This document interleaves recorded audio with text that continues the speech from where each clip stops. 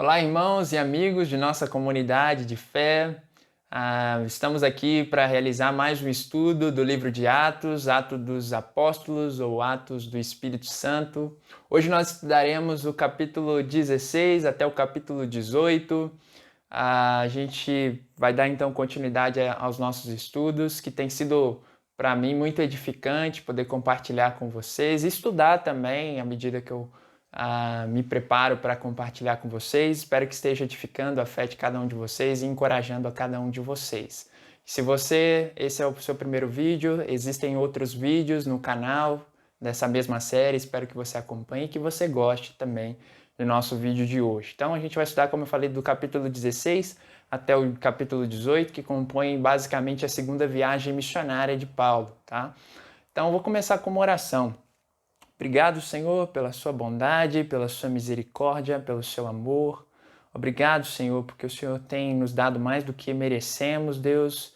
Aliás, não tem dado o que nós de fato merecíamos, Pai, que sem dúvida seria a morte devido ao pecado, mas graças à sua misericórdia o Senhor tem nos enchido de tantas e tantas bênçãos especiais. Sobretudo, Pai, conhecer o Senhor é uma dádiva. Que o Senhor abençoe o nosso estudo de hoje, que a gente possa sair bastante edificado, animado, encorajado a continuar uma vida com o Senhor, Deus. Obrigado, em nome do Teu Filho que eu te peço tudo isso e te agradeço. Amém. Então, antes da gente entrar propriamente dito no capítulo 16, eu quero resgatar um pequeno trecho em que eu não falei no estudo passado, que é Atos do capítulo 15, do verso 36 até o verso 41. Achei importante destacar esse trecho, porque aqui, logo depois que há aquele concílio de Jerusalém que nós vimos em Atos capítulo 15, Paulo e Barnabé eles decidem visitar as igrejas e há uma ruptura, uma discussão, uma desavença muito grande entre Paulo e Barnabé, porque Barnabé ele queria levar consigo João Marcos, e Paulo não achava uma ideia muito boa, de modo que Paulo expressa isso, Barnabé não concorda, e aí então nesse desentendimento eles se separam, de modo que Barnabé ele vai com João Marcos para a ilha de Chipre, e Paulo então convida para essa viagem missionária um outro discípulo de Jesus, que é Silas. E aí, por incrível que pareça, essa separação, ela até foi interessante, porque eles conseguiram atingir um território muito mais vasto se Paulo tivesse ido com Barnabé tão somente. Então eles conseguem ampliar a atuação aí de compartilhar com os irmãos e fortalecimento das igrejas também. Então a gente pode dizer que de uma maneira ou de outra essa história ela acaba corroborando com a ideia de que Deus ele é bastante especialista em fazer de coisas ruins se transformarem em coisas boas, e a gente vê isso no caso, né? Então, quando o cenário às vezes se mostra meio desfavorável, difícil, Deus ele encara isso como um ambiente propício para que a sua vontade então possa se revelar e a sua glória então se maximizar e expandir sobre aquele contexto desafiante. Então, é sobre esse contexto que a gente vai entrar agora em Atos, capítulo 16. Então, como eu falei para vocês, em Atos, capítulo 16, do verso 1 ao 5, vai nos dizer basicamente dessa volta do trabalho de Paulo para a missão. E aí, Paulo ele vai diretamente para a cidade de Derbe e Listra. E lá, Paulo ele encontra um jovem chamado Timóteo. Timóteo, ele tinha, sua mãe era judia, o nome dela era Eunice, e o seu pai ele era um grego.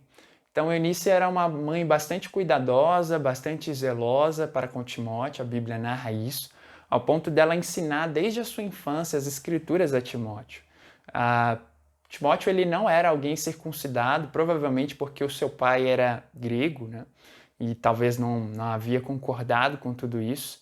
Mas notamos também nesse pequeno trecho que Timóteo ele tinha grande prestígio entre os irmãos, de modo que quando Paulo observa tudo isso, provavelmente isso foi um fator que impulsionou a Paulo a chamar ele para acompanhá-lo nessas viagens missionárias, né? Então Timóteo ele foi alguém que foi bastante treinado por Paulo, ele foi bastante impactado pela caminhada de Paulo, e noto que quando a gente observa a vida de Timóteo, ele foi uma pessoa muito humilde, mesmo sendo jovem, ele estava disposto a assumir grande responsabilidade e aprender também com Paulo, de modo que a gente vê isso até nas cartas de Paulo a Timóteo, né, tanto 1 Timóteo como 2 Timóteo, de que Timóteo se tornou um grande obreiro, um grande evangelista na igreja primitiva.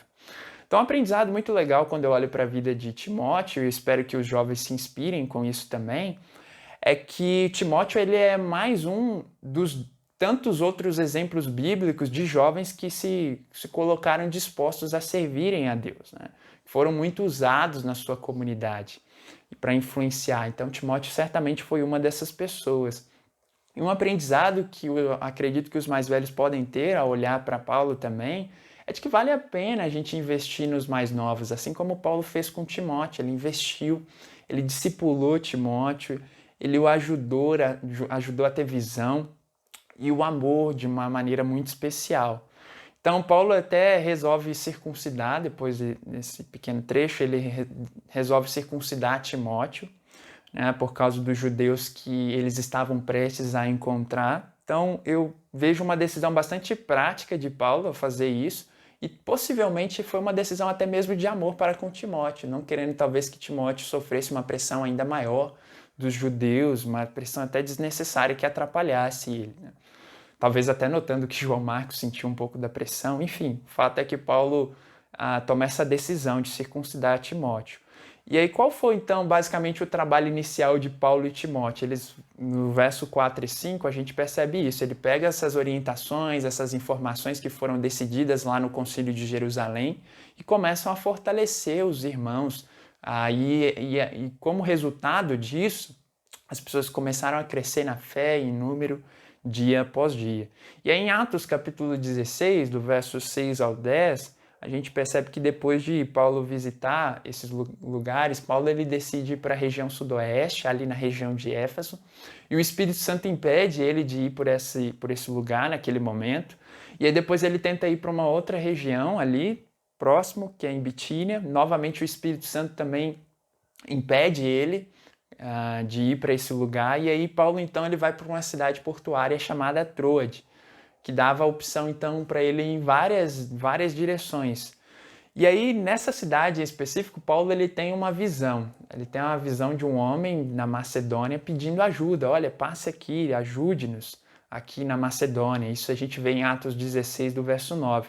E aí a Bíblia conta que imediatamente Paulo ele junta os seus companheiros e vai então para a região da Macedônia. Então, um princípio muito legal aqui que eu vejo dessa sensibilidade de Paulo a ouvir a voz do Espírito Santo, né? O Espírito Santo ele é para Paulo e assim deve ser para nós também como um guia. A gente deve considerar assim alguém que nos auxilia na realização da vontade do Pai, né? Então é importante que a gente busque essa intimidade com Deus para que a gente tenha de fato essa sensibilidade ao Espírito Santo.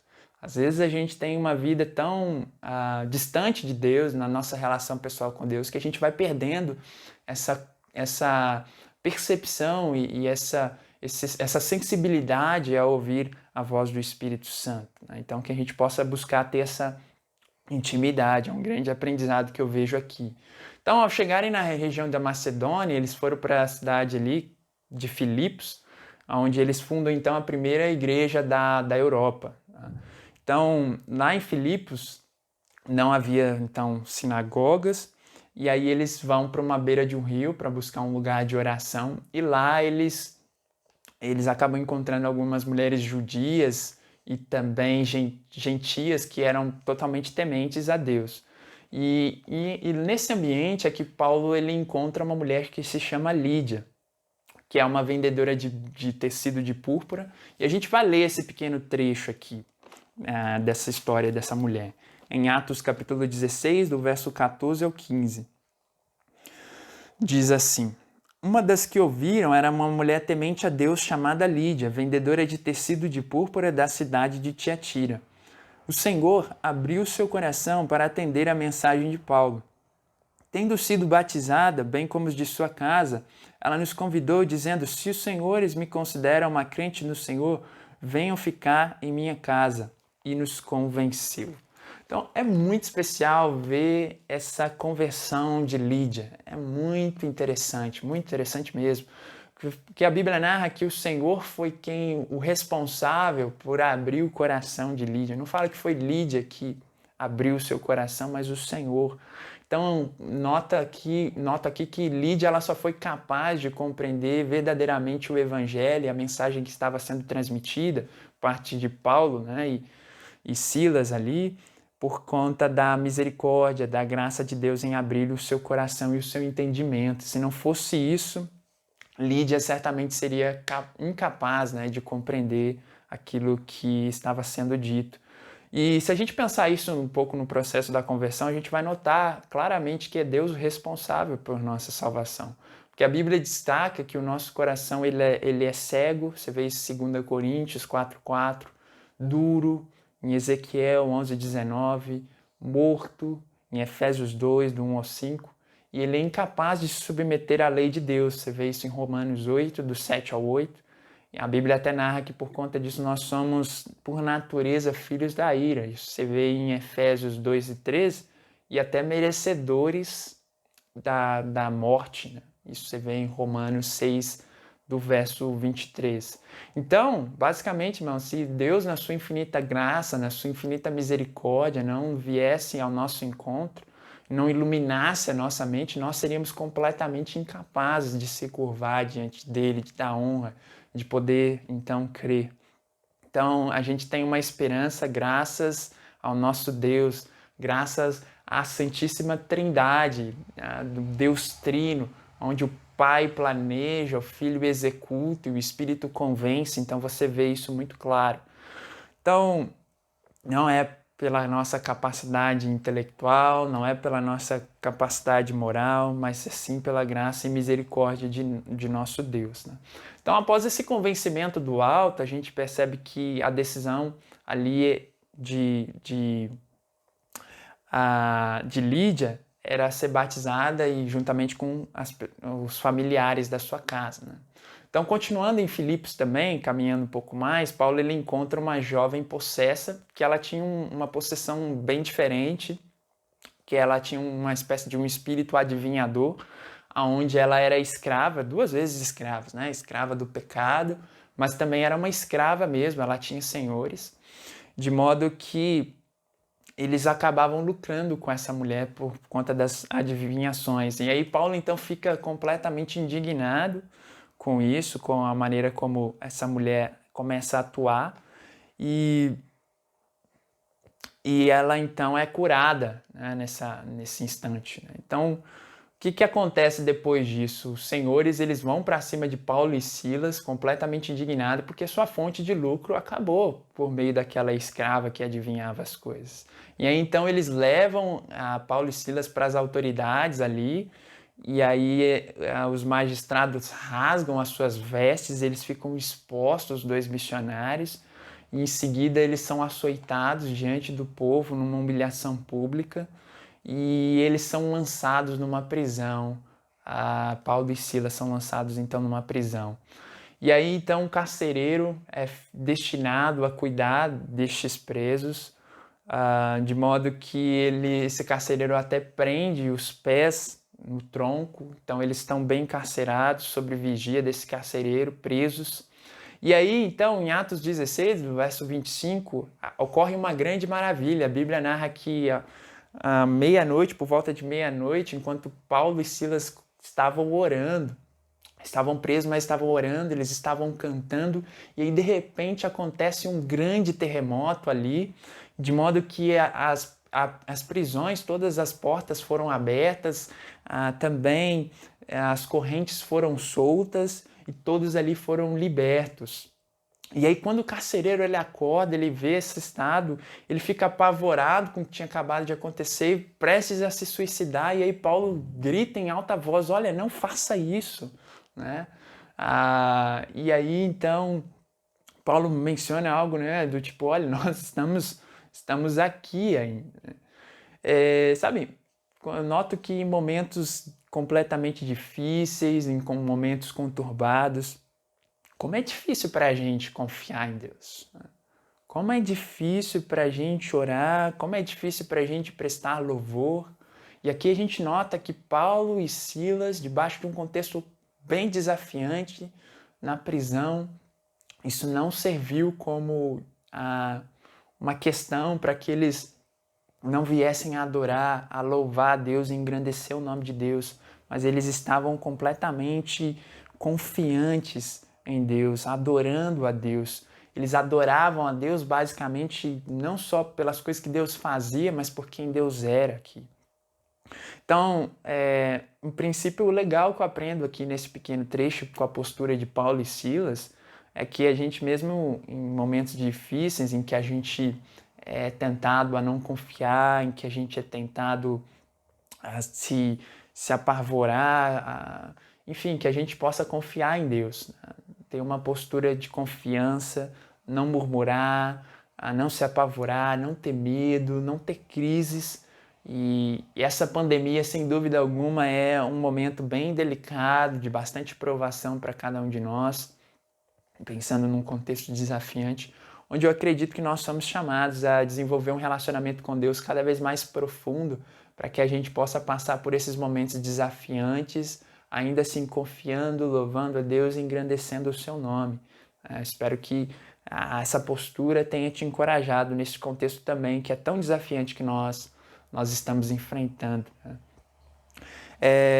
Então, o carcereiro ele se prostra diante de Paulo, né? Paulo, então, como eu falei, chama a atenção dele, estamos aqui, ele se prostra diante de Paulo e fala algo bem interessante. Isso a gente vai ver no verso 30 ao 31 de Atos, capítulo 16.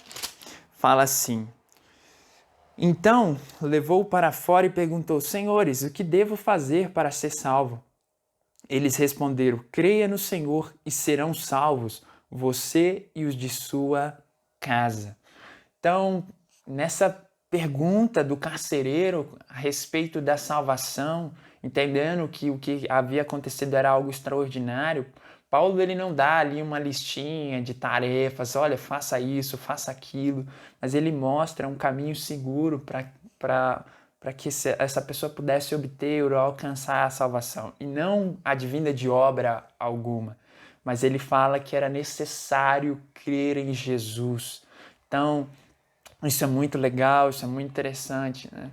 Porque Paulo ele entendia bem que os benefícios comprados pela morte de Cristo pertencem a todos aqueles que creem verdadeiramente em Jesus e se arrependem. Você pode ver em Atos 3:19 também isso sendo exposto. Então eles pregam a palavra, o carcereiro então entende essa mensagem, é batizado, ele juntamente com sua família, e ele cuida, esse carcereiro, das feridas de Paulo e Silas também, e vai, come na casa desse carcereiro, e a Bíblia narra que esse carcereiro, ele estava muito contente, muito feliz, juntamente com a sua família, por terem conhecido a Deus. E aí ele então toma essa atitude, juntamente com a sua família, de confessar publicamente, né, por meio do batismo, a sua fé em Deus. Eu quero parar um pouco com vocês essa narrativa para que a gente possa pensar na alegria que é poder conhecer a Deus. É uma alegria muito grande. Você que ainda talvez não tem uma relação com Deus, eu quero te dizer que é uma alegria muito grande para nós poder conhecer mais desse Deus. E John Piper, que é um pastor e um teólogo, ele diz algo muito interessante, né? Inspirado pelos escritos da Bíblia, também pelos supostos pais da igreja, vai nos dizer que em um dos seus livros que o mundo ele tem uma espécie de inquietação que ela é natural. Então ele vai dizer assim, basicamente, que o mundo ele tem um anseio insaciável, né? Que a gente tenta satisfazer esse anseio de diversas maneiras, com férias, com paisagens pitorescas, habilidades criativas, produções que são cinematográficas extraordinárias, aventuras sexuais, esportes espetaculares, drogas alucinógenas, devoções que são rigorosas, dentre outras coisas. Mas ele nos aponta que este anseio, ele basicamente ele permanece, né? E o que isso significa? Por que esse anseio ele ainda permanece? E aí tem um outro autor que nos ajuda a responder isso, que é C.S. Lewis, acredito. Que ele fala em um dos seus livros assim, essa seguinte frase: Se encontro em mim o desejo que nenhuma experiência deste mundo possa satisfazer, a explicação mais provável é a de que fui criado para um outro mundo.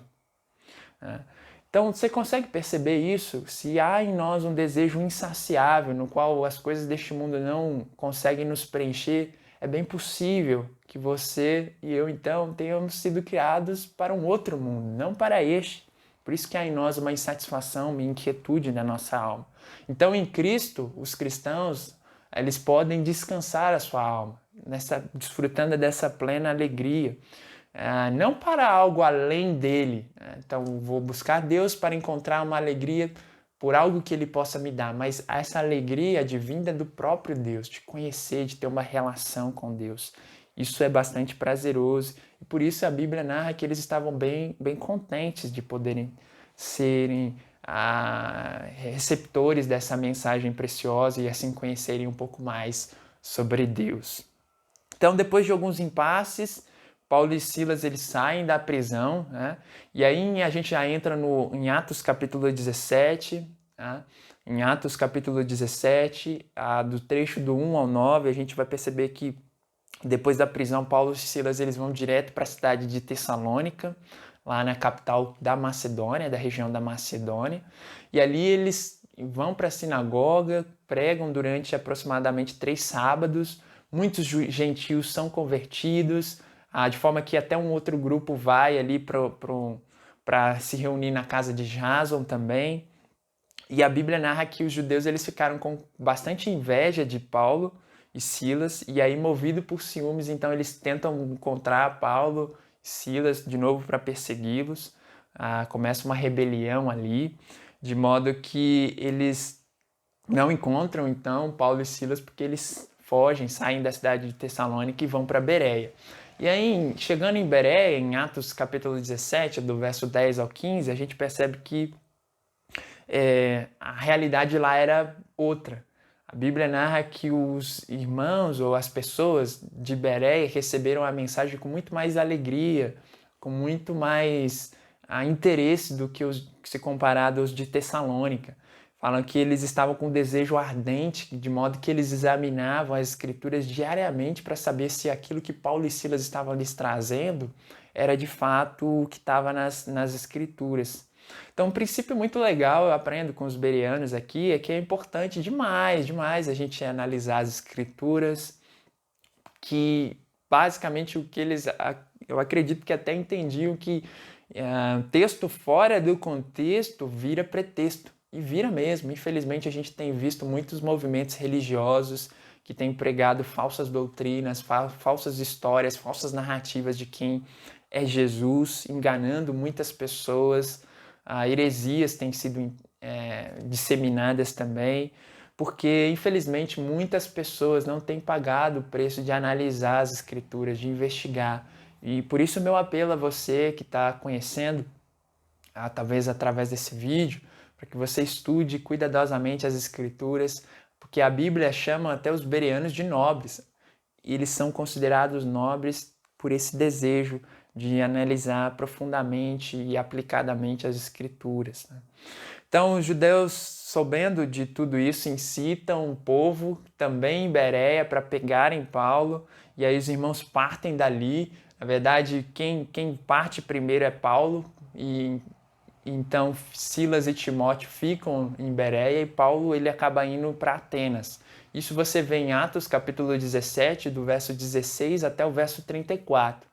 Então Paulo chegando nessa cidade, em Atenas, ele vê que o cenário é completamente difícil. Por que o cenário é completamente difícil?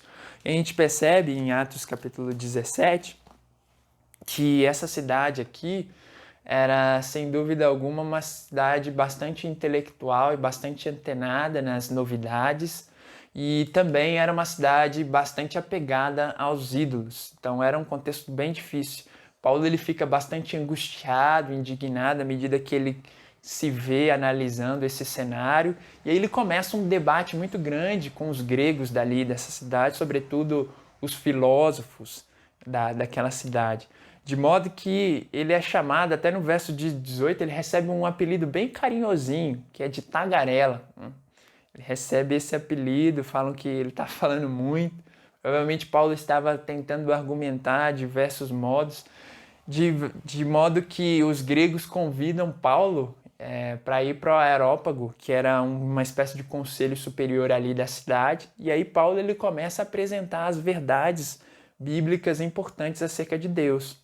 E aí no seu discurso do Areópago, a gente percebe que Paulo ele começa então a se conectar com a cultura.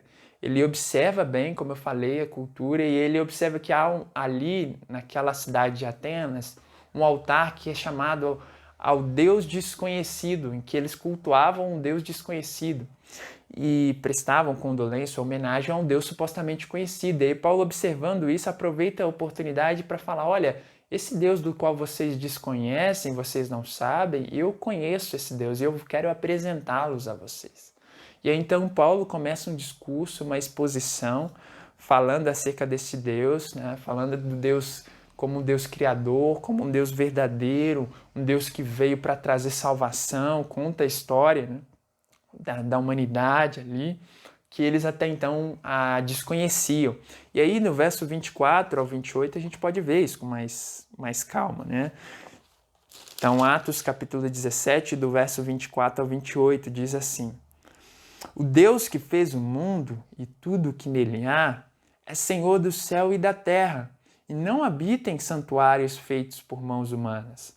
Ele não é servido por mãos de homens como se necessitasse de algo, porque ele mesmo dá a todos a vida, o fôlego e as demais coisas. De um só, ele fez todos os povos, para que povoassem toda a terra, tendo determinado os tempos anteriormente estabelecidos e os lugares exatos em que deveriam habitar. Deus fez isso para que os homens o buscassem e talvez tateando pudessem encontrá-lo, embora não esteja longe de cada um de nós, pois nele vivemos, nos movemos e existimos. Como disseram alguns dos poetas de vocês, também somos descendência deles. E aí depois, continuando, Paulo também fala acerca da ressurreição, da vinda do homem, do Filho do Homem, que é Jesus, também fala da ressurreição.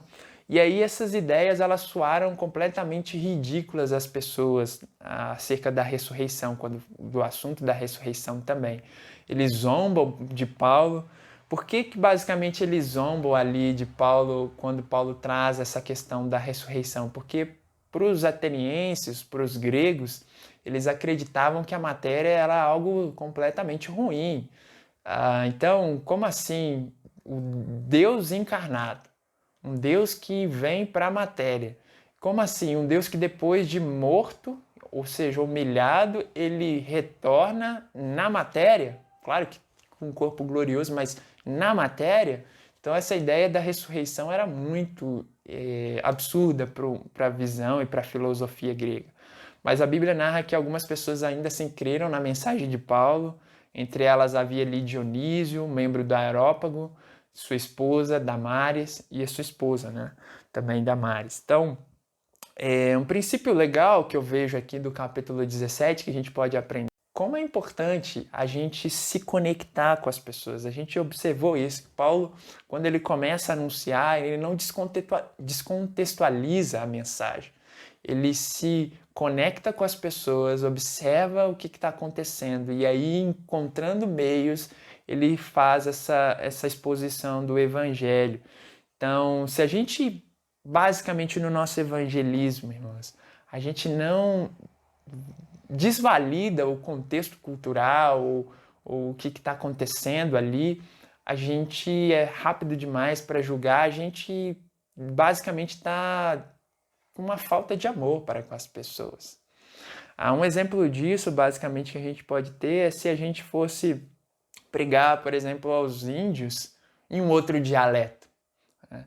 E não respeitasse, então, a sua língua, os seus costumes, certamente eles não compreenderiam o nosso ponto. E às vezes, infelizmente, a gente pode tentar evangelizar assim, sem contextualizar, talvez com bastante religiosidade, e isso não gera conexão e aproximamento de coração com as pessoas, né? Uma outra coisa que eu aprendo aqui é que Paulo ele não desistiu fácil demais, né? Ele insiste, ele conversa, argumenta, expõe, mas hoje em dia, infelizmente, a gente às vezes é rápido demais para desistir de ajudar alguém, de expor o evangelho a uma pessoa. A gente vive numa sociedade contemporânea, como já dizia Bauman, né, que é um sociólogo e filósofo, que é de uma sociedade líquida, né, do qual a gente tem relações completamente descartáveis, né? A gente, então, encontrando pessoas que discordam da gente ou que não apoiam as nossas ideias, a gente é muito tentado a descartar rápido, a gente parte para outra, a gente bloqueia a pessoa no WhatsApp, no Facebook, porque a gente não suporta ouvir mais ideias diferentes, pessoas que discordem com as nossas ideias. Então, meu conselho para você é dialogue, argumente, pague um preço necessário. Não é que ser necessariamente chato, mas insista até um ponto ideal para que você possa transmitir aquilo que você pensa, colocar suas ideias para pessoas que são bastante diferentes de você. Então, esse é um princípio que eu acredito que a gente pode aprender também nessa passagem.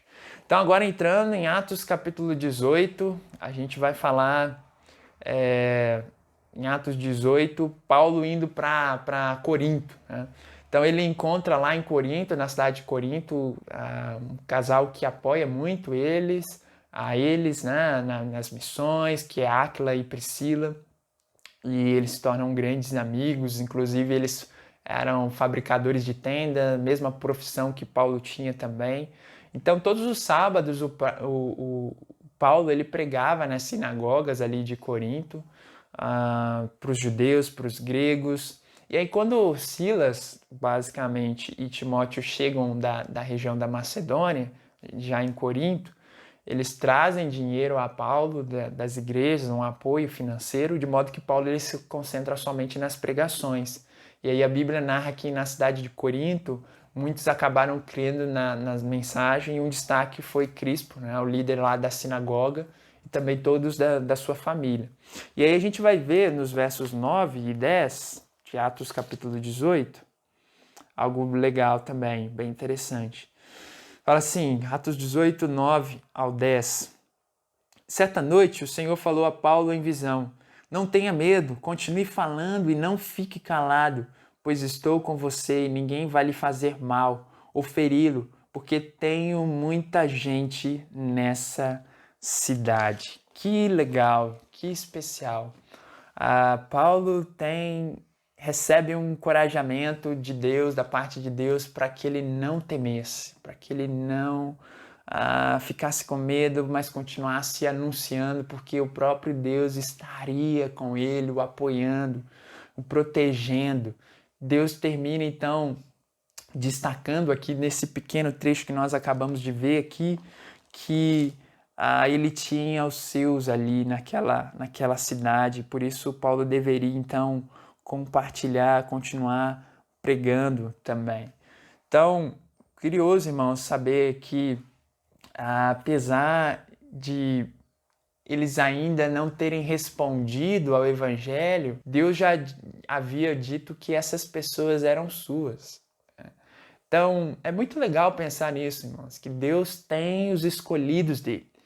Paulo permaneceu ali, então, durante 1 ano e meio pregando no entendimento claro de que Deus tem os escolhidos dele.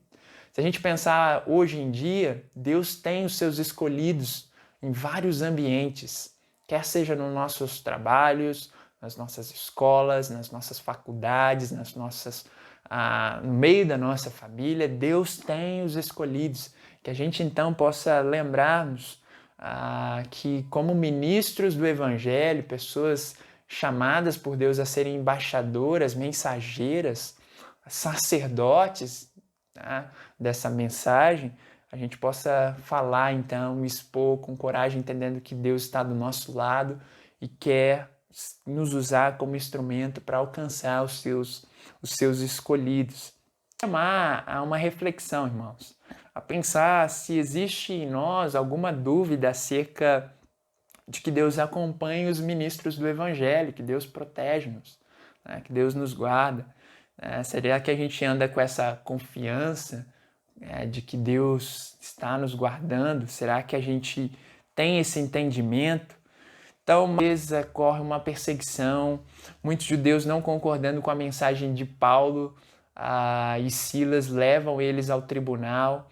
A Galho, então, que é o procônsul ali da Acaia, que é um governador, adverte esses judeus que levaram Paulo e Silas até esse governante, expulsa eles do tribunal, falando: olha, vocês que se resolvam, porque não tinha nada a ver com questões de perturbação de ordem, enfim, algum crime específico, mas era uma questão de inveja, uma questão pontual da lei. Então eles expulsam, e aí, percebendo isso, os discípulos são espancados ali na frente do tribunal, de modo que Galho nem se incomoda com o que aconteceu.